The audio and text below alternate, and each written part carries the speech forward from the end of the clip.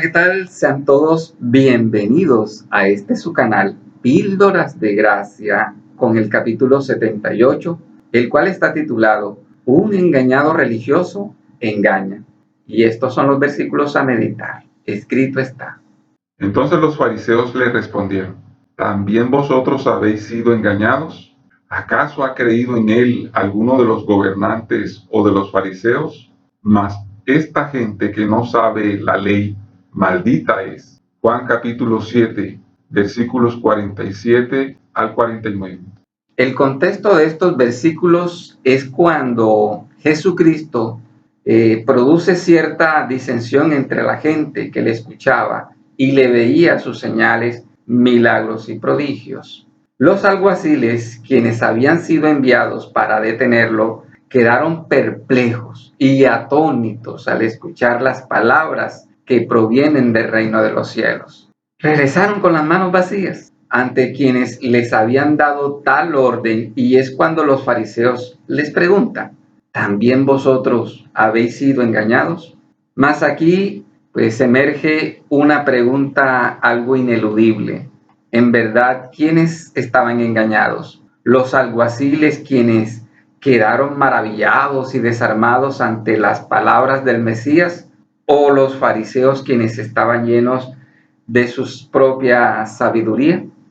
Los fariseos eran personas religiosas quienes confiaban en su amplio conocimiento de la ley de Moisés.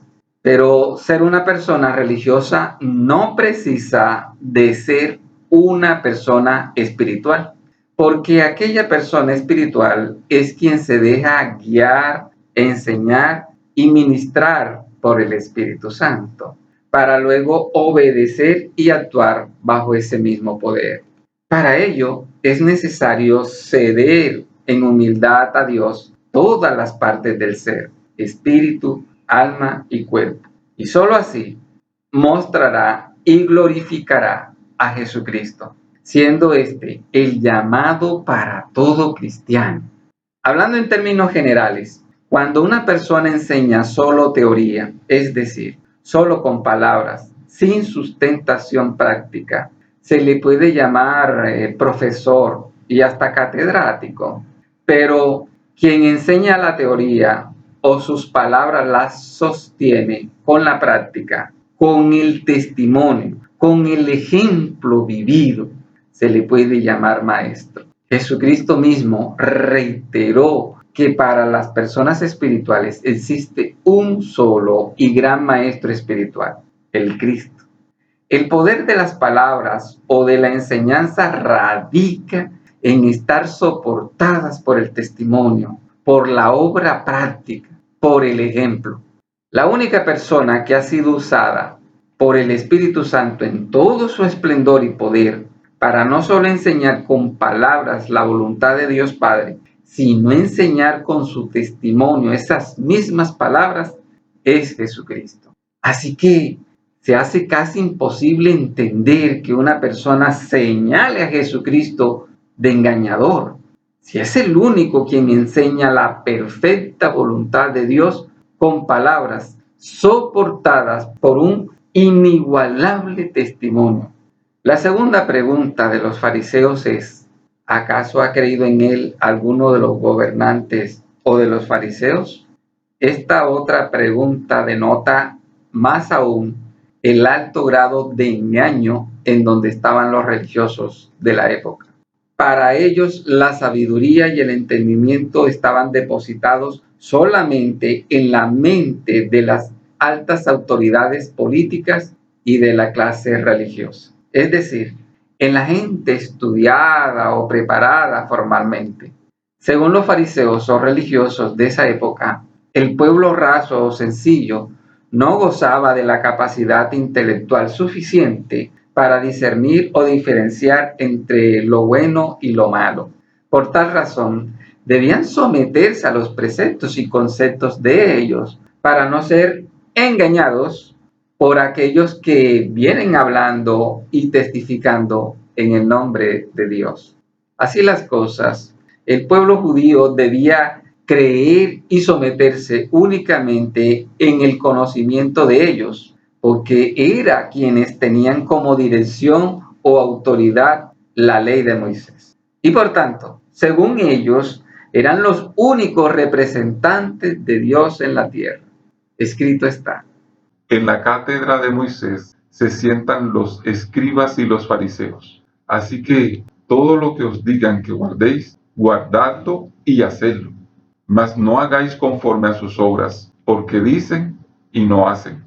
Porque atan cargas pesadas y difíciles de llevar y las ponen sobre los hombros de los hombres, pero ellos ni con un dedo quieren moverlas. Mateo capítulo 23 versículos 2 al 4.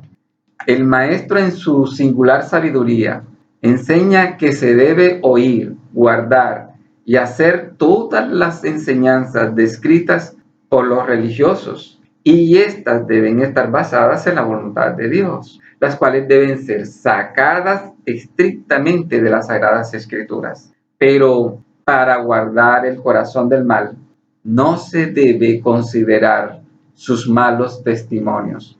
En aquel que es religioso solo se le podrá observar un buen testimonio cuando se siente en la mira de la gente. Pero sin duda, la falta de respeto y de amor a Dios no les impulsa a ser de buen testimonio en lo más secreto. La última frase de los versículos de meditación dice: mas esta gente que no sabe la ley, maldita es. Es probable que hiciesen alusión a lo descrito en el libro de Deuteronomio, uno de los libros de la ley de Moisés, donde dice: maldito el que no confirmare las palabras de esta ley para hacerlas. Y dirá todo el pueblo: amén. Por honor a la verdad, estas palabras precisan más hacia estos religiosos, los fariseos, que para el mismo pueblo. Solo quien se hace sabio en su propia opinión no puede mirar ni sentir la paja que está en su propio ojo. El religioso es aquel que considera limpio su camino en su propia opinión, pero se le olvida que Dios pesa el espíritu y también mira el corazón. Para quien desea indagar más sobre este tema, se sugiere leer, estudiar y meditar en el Evangelio de Mateo gran parte del capítulo 23. Está totalmente descrito lo que es ser un religioso, los cuales se les llamaba fariseos y escribas en el tiempo de Jesucristo. Trascendentalmente importante es leer, estudiar y meditar toda la Biblia, pero ahora específicamente en Mateo capítulo 23, para quienes desean seguir las huellas de Jesús y no caer en las innumerables trampas que existen para vivir la vida espiritual que Dios quiere que usted viva. Es de rogar a Dios que le brinde sabiduría, entendimiento e inteligencia desde lo alto para todo aquel que emprenda este camino.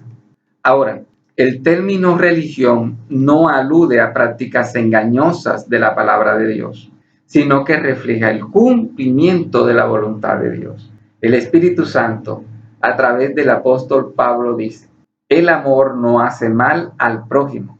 Así que el cumplimiento de la ley es el amor.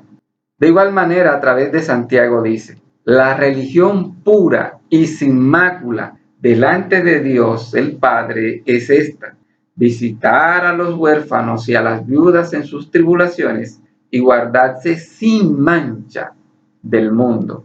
Pues entonces, en conclusión, las personas religiosas, aunque poseen un alto conocimiento de las Sagradas Escrituras, no son poseídos por el amor de Dios, que les impulsa a vivir en beneficio y siendo de bendición a los demás. Son movidos por otras intenciones diferentes a darle toda la gloria, la honra y el honor al Dios Todopoderoso. Las personas religiosas no buscan ni se esfuerzan por imitar a Jesús, sino de adquirir cierto grado de conocimiento bíblico y combinarlo con sabiduría humana, para luego hacer sentir seguros a sus oidores de que enseñan la verdadera sabiduría que proviene del cielo.